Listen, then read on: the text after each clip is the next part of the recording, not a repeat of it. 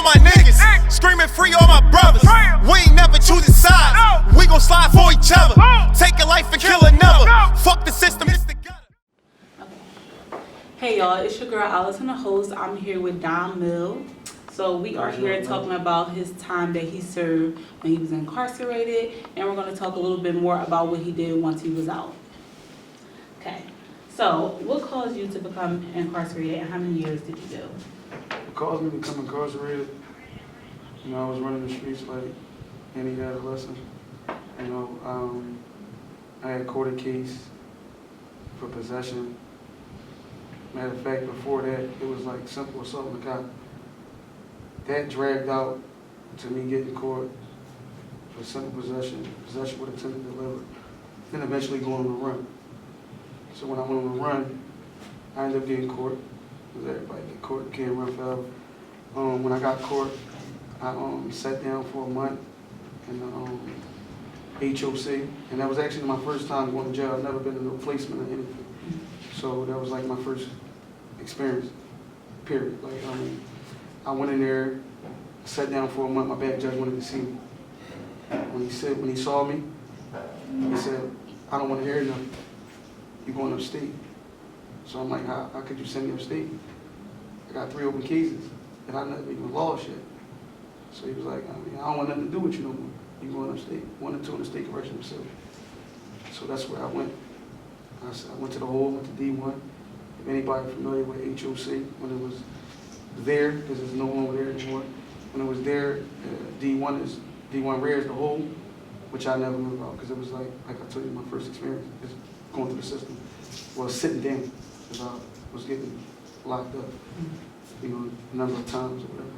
But I went there, I sat there for about 3 days, and the Blue Goose came and took me where it was supposed to take me. And that was great. So, you know, that's what happened. That's what led to that. You know, I violated, and the judge sent me upstate. Okay, so how long were you there for?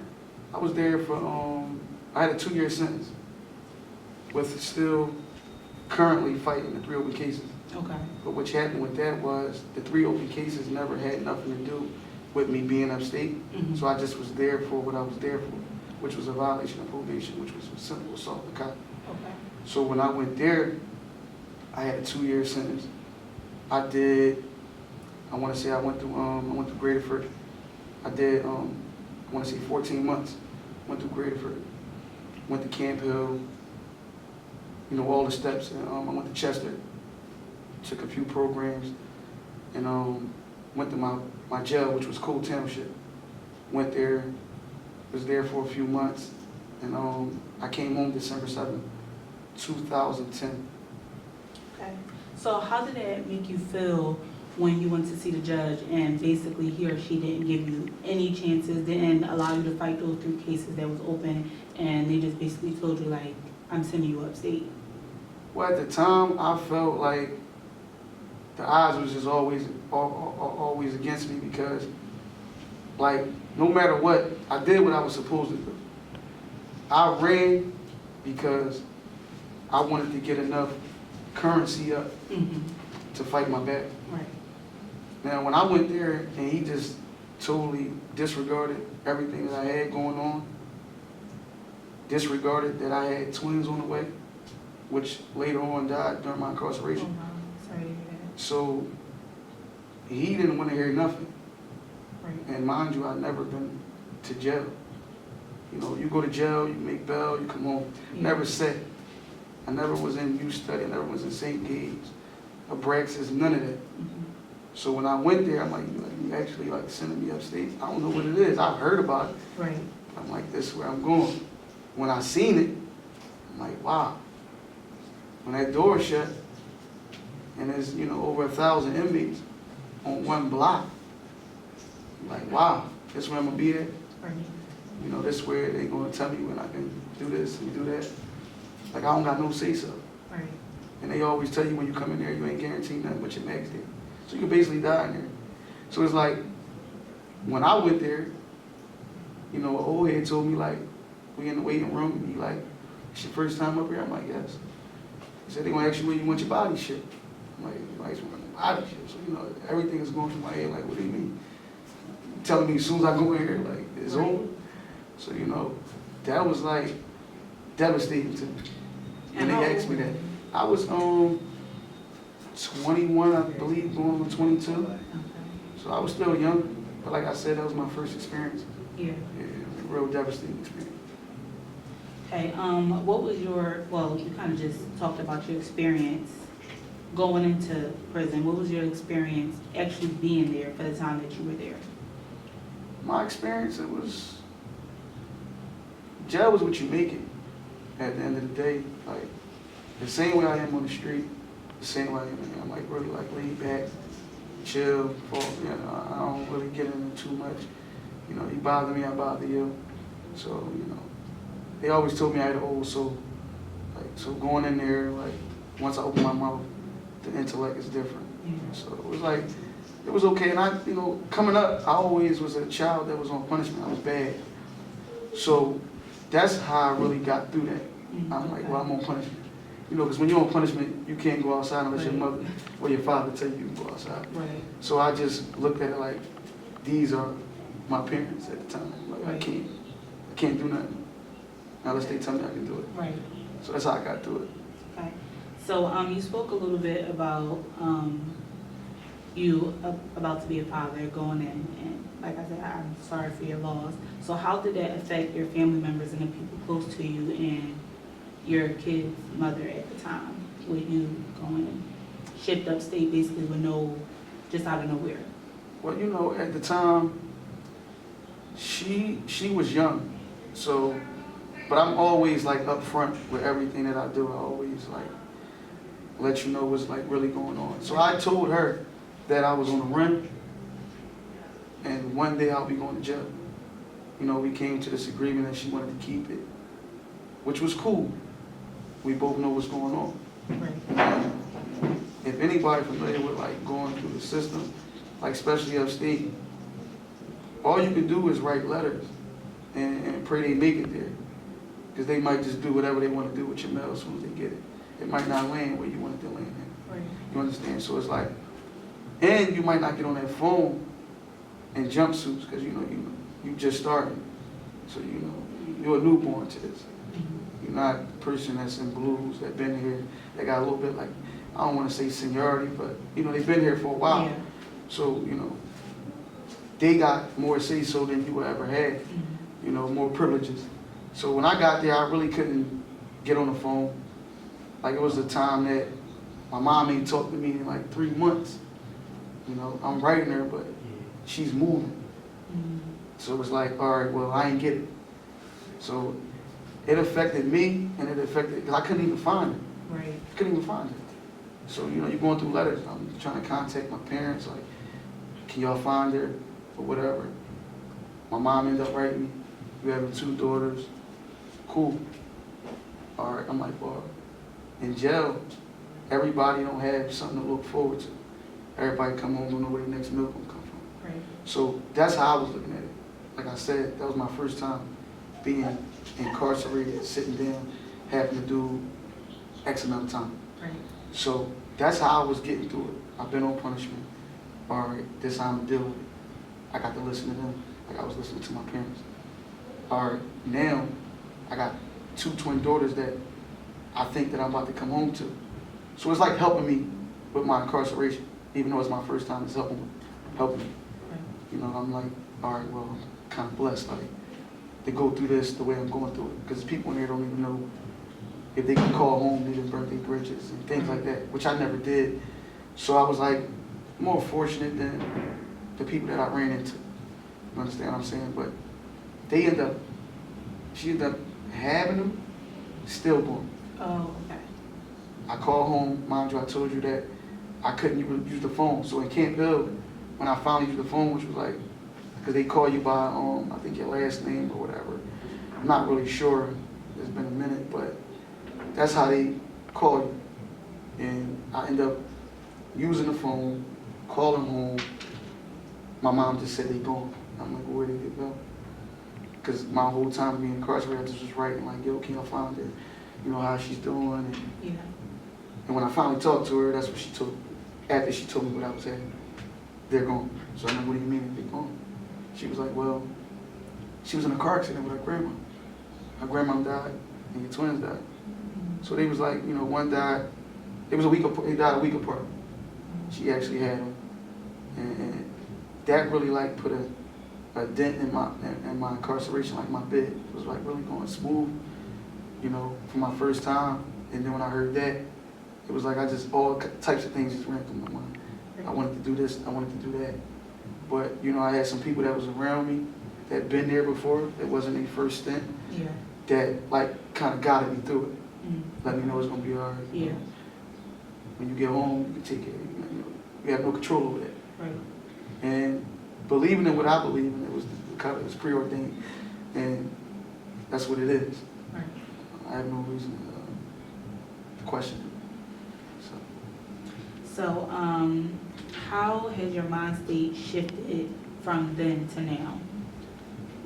Well, we're gonna go back to then because it shifted like in a major way, but it's things that led up to it shifting in a major way. I came home December 7th, 2010 on parole and got locked up December 28th, 2010, the day after my birthday, which means I was only home 21 days exactly. Yeah. And they found the gun and I was incarcerated for it, which is cool. I got to deal with it. I've always been the one to bite the bullet. That's okay. I'm not mad at that. What I'm mad at is because I've been away for however long and came home and just was only home 21 days and now I'm right back incarcerated, right where I just left. So you can imagine how many people that I disappointed besides myself. My twins' mom, first and foremost, she just went through what she went through, Yeah. and I'm home 21 days, and I get incarcerated. Not knowing how long I'm gonna be going for this long. So it's like, all right, this is what's really going on. So when that happened, I had to go back, max out. When I maxed out, I had to parole. Not even parole, I had to go, matter of fact, I had to parole. So I had to parole to CFC because they put $1 on your bill, but it's like, they're not paying it. So I actually thought I was just going right home. I wasn't. So I went to CFC, had to pay my bill, and then I come home. But when I came home, I still didn't learn nothing. That, you know, with the programs I was in, I still was around people, places, and things. But the people, places, and things that I was around, it wasn't good. It wasn't beneficial to what I had going on. So what happened was, I ended up catching more cases. Fast forward till now, I've been home 23 months. I was locked up before that, which means I never got it till then. Right. I got locked up for a robbery. When I got locked up for the robbery, I came home, got clean, lost my brother in the process. And I'm like, wow, these are things that help me stay another day clean. So my mind shifted all the way to the back, all the way to the back. Because I'm hurting people, and hurt people hurt people. I don't want to exceed all my resources, Right. which means my mom, you know, other family members, genuine friends. I don't want to exceed that. And that's what I was on the road to, exceeding it. So now, I just learn from my mistakes, like on a greater scale. Because if you don't got nobody, you don't got you. Right. Nobody ever did it by themselves. I don't care what you're doing. So my mind shifted like way beyond existence. Right. Way beyond existence. So, was it hard for you when you were released from prison? Yeah, it was hard because as you can see that I came right home and got back into the same thing that put me there the first time. Right. I ended up coming home, catching a firearm case, not knowing what's going to happen of that case, how long I'm going to be away, what the parole people are gonna do. I don't really know these things. Like, this is my first time, so it's like, it's really, everything was a learning experience. Everything. Because I can't tell you that, oh, I was there before, so I already know what was gonna happen. Right. I never knew what was gonna happen. Right. Everything was like, when it happened, that's when you'll see. Right. So, like, the people, places, and things, I didn't, it was real hard. It was real hard, because I came back, like I said, I'm 26 months clean. So, I came back to what was available. To you. Yeah. Right. That altered my thinking, which was opiates. Mm-hmm. Which was opiates. So it's like, and that was like part of the reason why I got locked up. Mm-hmm. Like I said, it alters your thinking. So Right. you would think you're cool, but you're really not. You're really not. You're really off point. You really don't know what's going on around you. Right. So what I did was I came home, and that night I indulged in it. And when I did that, and I ended up catching a case, when I sat down, got my thoughts together, that's why I was in there. And now that I'm clean, I know a lot of times that I've been incarcerated Mm-hmm. was due to that. Right. So it was real hard, because you got things at your disposal, like right there. All you gotta do is go in your pocket. Right. Or all you gotta do is ask somebody that you love and that love you, hey, I need some money. You're not telling them what you need it for, Right. but they not asking you either, because you ain't up for questioning at the time. Right. So there you go. You need $20. There you go. Go ahead, take it. So that's how it was when I came home. So it was like really hard. I didn't abide by nothing that the parole board said, or what was on my green sheet. Right. Like I violated like as soon as I came home. Violated myself. You understand what I'm saying? So it was real hard. It was real hard. So, since you're finally released, how has life been for you? Since you basically learned from a lot of the mistakes that you made. It's been hard, but in today's time with me, I answer my problems a little better. I don't run from them. And that's all I was doing when I was, coming home and going back in and going back right to the same thing. I was just running away. I was running away from my problems. I was like, actually being a coward. Yeah. In a sense, I was being a coward. So like now I stand up to it. I lost my brother. I had to wash his body, and I washed his body and was able to receive the blessings of Shalom. See the blessings because I was sober. Back then, if it would have happened 26 months ago, I'd have been trying to run around and get high to cope. Right. And then it would have all been in vain. Like I wouldn't have received the blessings. So it was like, now, I'm better than I ever been. I'm better than I ever been, But you got to go through something to say you've been through something. So I don't regret nothing because I'm able to, give insight now. Right. I've been there for a person that hadn't. Right. Okay. So what did you learn from, you kind of answered this a little bit, but what are some more things you learned from being incarcerated? I learned that being away from the people you love is like not cool. I learned that don't ever take nothing for granted. And what I mean by that is like so much as your bathroom. Like in there you gotta share a bathroom. You gotta share it, and just getting up and doing what you want to do. Right. Like you gotta get up when they tell you to get up. I mean, you can get up when you want to get up, but that don't mean you're leaving out the door. Right. Like, what I can do now, I can get up when I want to get up, leave out when I want to leave out. I can pick up the phone when I want to pick up the phone. No punishment no more. At all. I can pick up the phone when I want to pick up the phone. I got unlimited time. Right. I'm not being charged for it. Well, I am, but that's at the end of the month. Right. And a lot of people might not have it. Right. Might not have it. A lot of people can't use the phone. And then they give you 10 minutes. So when you use that, I mean, you're grateful if you're grateful, but that's not really going to get nothing done. You got to really use them phone calls for what you got to use it for. Like, right. It got to be something that's tangible. It can't be, I want to go call a lady. You know, it got to be beneficial. Right. You got to be getting something done. Right. Got to be getting something done. So it's like, with that, and the question you just asked me, like, you know, just taking things for granted, you know, like, hurting my loved ones, like, I know what it's like. I know what it's like. And you know, and you lose the most people when you in there. You lose everything goes down. You imagine getting a letter or your grandmother died. I mean, you want to be there. Right. I mean, you want to be there. Even though as they going away party, you want to be there. You know, but you can't due to the choices that you make. Right. So that's basically what it is. You know, I learned never to take nothing for granted. Nothing. At all. Okay. So if you can go back, would you change the fact that you got locked up? If I can go back, I would change my way of thinking on all levels.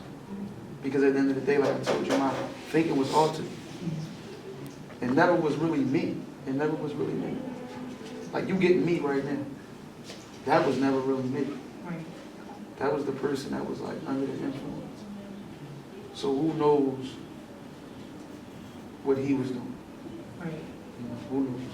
Would you say everything you went through, being incarcerated and, you know, doing drugs and everything, would you say that made you a better person than what now? Yes, it definitely did. Because at the end of the day,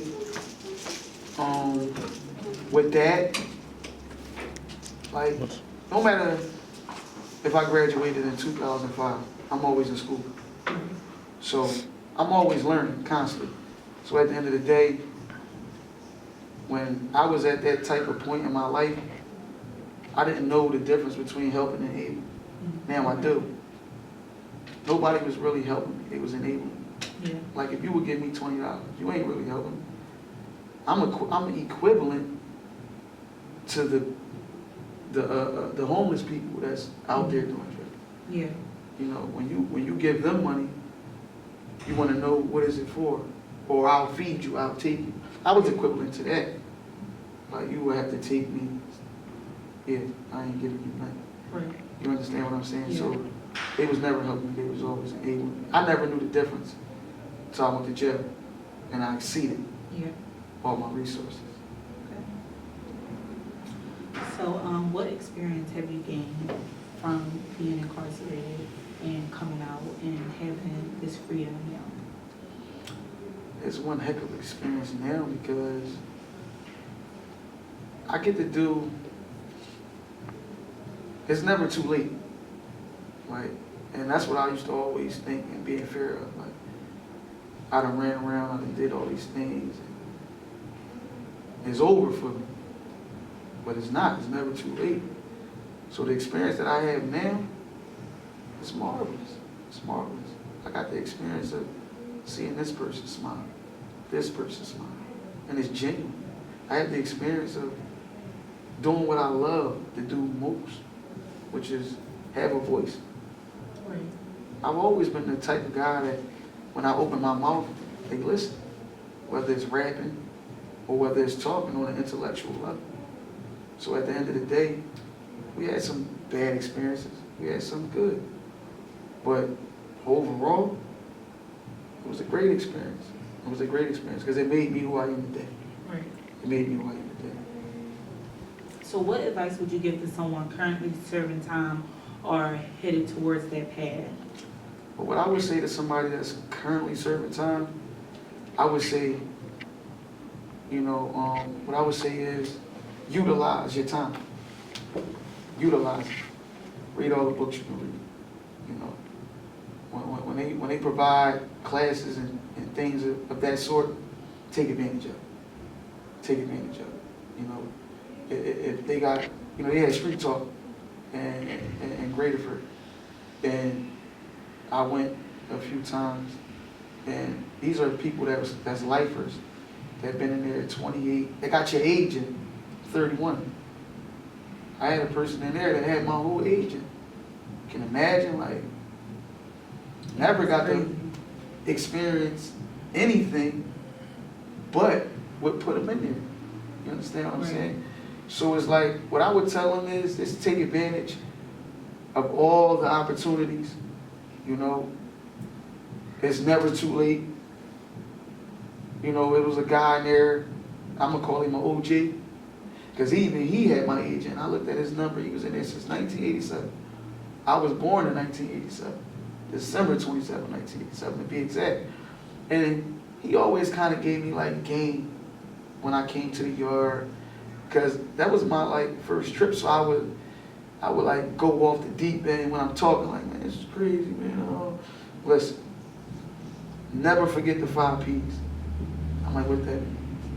Proper planning prevents poor performance.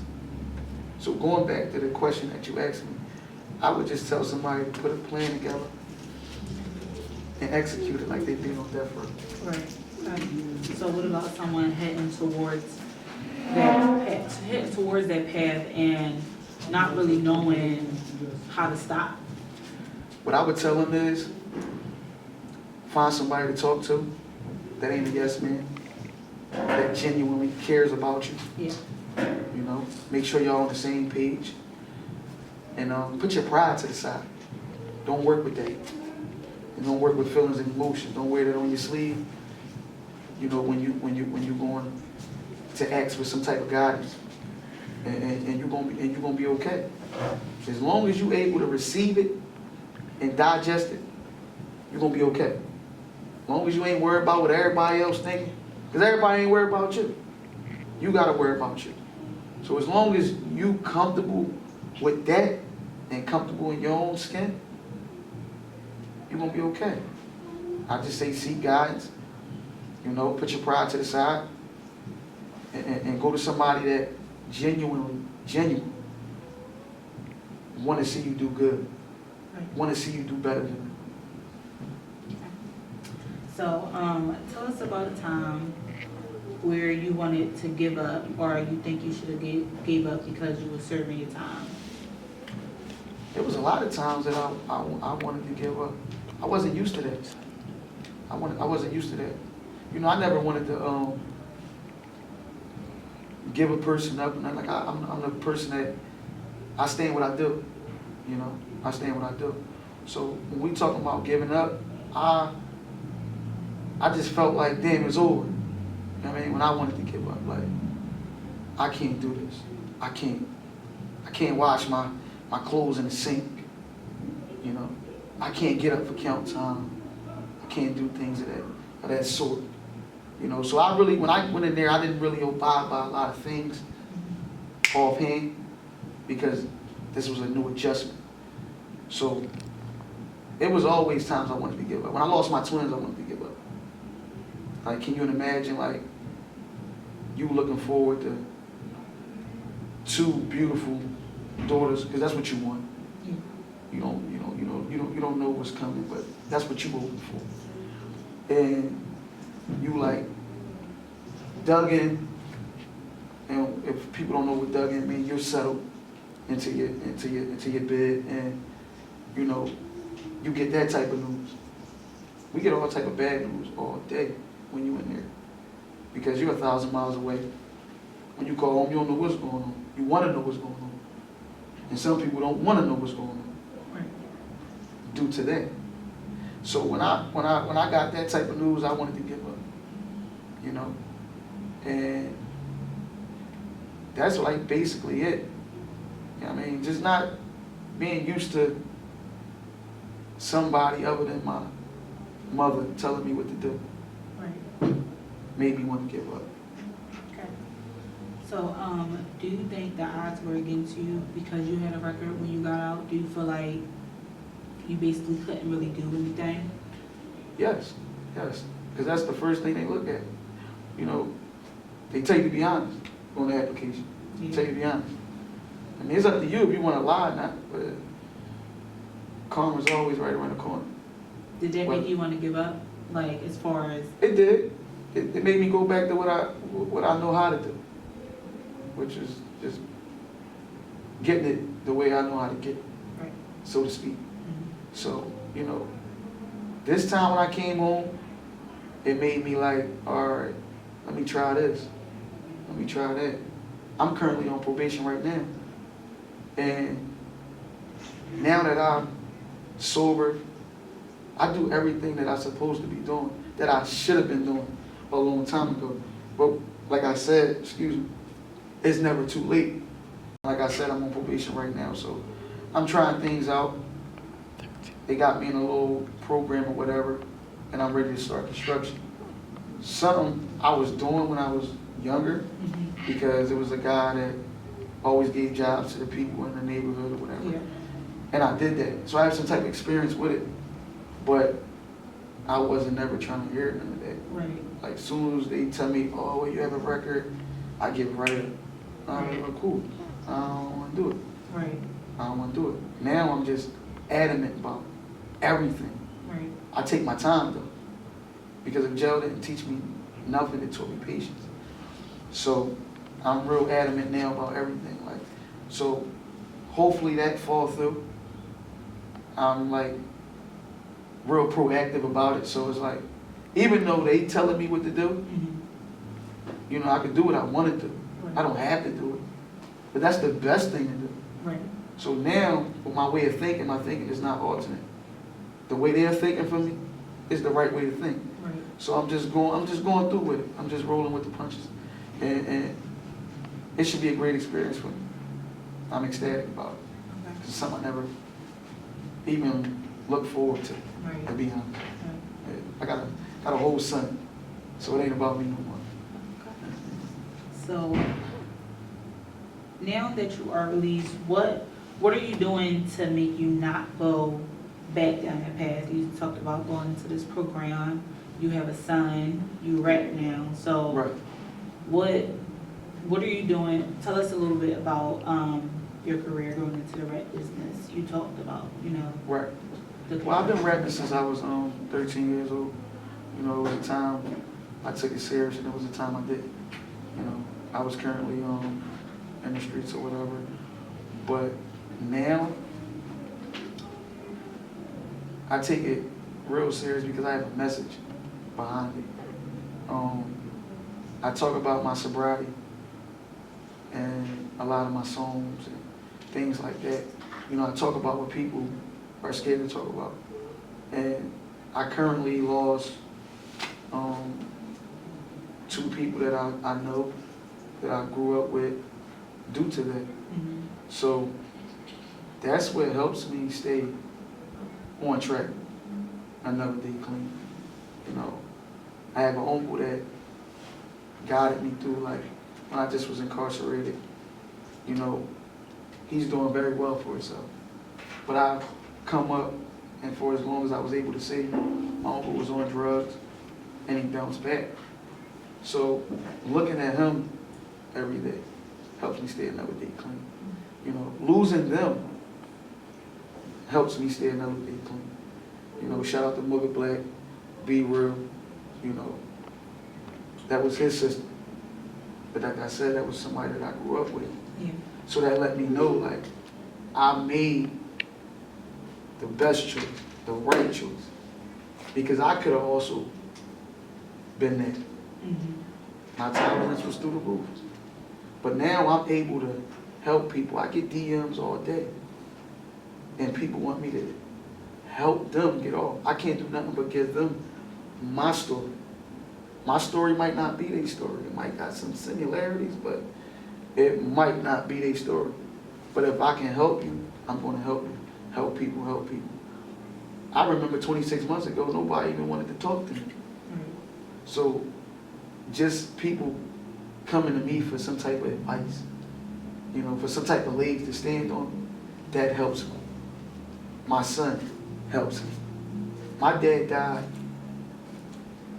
because of the stuff that I was on. And I feel like I was robbed. You understand what I'm saying? And at the end of the day, do I rob my son? He's 6.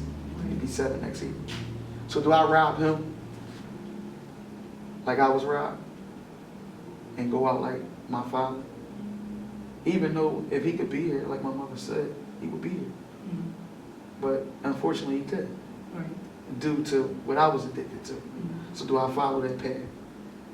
Or do I say, yo, this is no. You know what I mean? He not only could see me, he know what's going on. Right. You know, if I leave the day tomorrow, it's going to affect him. So, I've never been selfish. So at the end of the day, I'm like, I'm not going to start now. Right. I'm not going to do that to my son. You know, and like, that's just what's been going on with me and like helping me. Just helping me. Like my music helped me a lot. Helped me a lot because people was listening to me. Even though I always had a voice. But who wants to hear you when you ain't doing what you're supposed to be doing? Right. How you gonna guide me through something? You can't even guide yourself. You run around aimlessly with no sense of direction. So where you gonna lead me to? Where you going? Road of destruction. So it's like, now I just try to be on top of people like I'm on top of myself. And for that, I'm 26 months clean. So I'm super proud of you, even though it's my first time meeting you. Thank you for giving us this opportunity to sit down and interview you and tell us about your experience and your story. Put you on the spot. Put me on the spot. Trying to hear something. Freestyle, rap, something. Ain't no doubt, ain't no doubt. So, you know, Ain't no doubt. I'm gonna let you have the camera, put you on the spot, just look into our cameraman and, just spit something. This was for my cousin, and losing him. I mean, every time I think about him, it helped me stay another day clean. 'Cause I know what type of road he would want me to be on, and he would be just as ecstatic as I am today if he seen me doing this. Like he ain't want nothing but the good from me. And it go like this. Loose lips sink ships with a way to sink it. My cousin Ben should have said it all. Jada Pinkett. The hood don't fuck with you, but they make you think it. I look a nigga in his eyes, no way I'm blinking. Getting money, give a fuck what a hater thinking. Your heart cold, mine's too. Here, take a blinking. Lost cousin, that's the verdict. Wishing they could change it. Now I finally get the picture, can't wait to frame it. When you died, niggas cried, but was on that famous. I don't got nothing, all I got is what I came with. Why I lie, be surprised what you find your name in. But my name ain't Cedric, I don't entertain it. Yeah, you riding, but be careful who we in the lane with. Cause your hair ain't the only thing that go against the grain with. Gage and Dime when I came, yeah, that's who I came with. So I really took a loss, I ain't really gained shit. Just left Lil, feel good, we was talking. No car, wild guess, nigga, we was walking. Now we Beamer parking, and we Neiman marking. And then now ain't hit me till I seen your coffin. Nothing different, still sipping just to keep from coughing. Far as the hood, I swing by, you know Peter Parkham. Chance cool since you died, and you ain't seen him often. Feeling like King when they killed his cousin Harold. I'm mad that you wasn't on point, bow and arrow. I ain't gonna sit right here and talk about your apparel. Before you had the Jag, it was the all-black Camaro. Love you, cuz. You already. R.I.P. Johnny Gage, man. R.I.P. Johnny Gage. All right, y'all. So thanks for tuning in. Catch us on our next episode. Hey, Ghill, I appreciate you. You already. Slide through these streets of Philly, spin through these dirty blocks. With 30 shots, my youngin' 15 with dirty glocks. In Hell Kitchen, we got dirty pots. From a block down Kensington, welfare and some dirty ass cops. Shitty diapers and some dirty mops. We got a bitch that fuck your own friend. We got some dirty thoughts. Cops blitz, I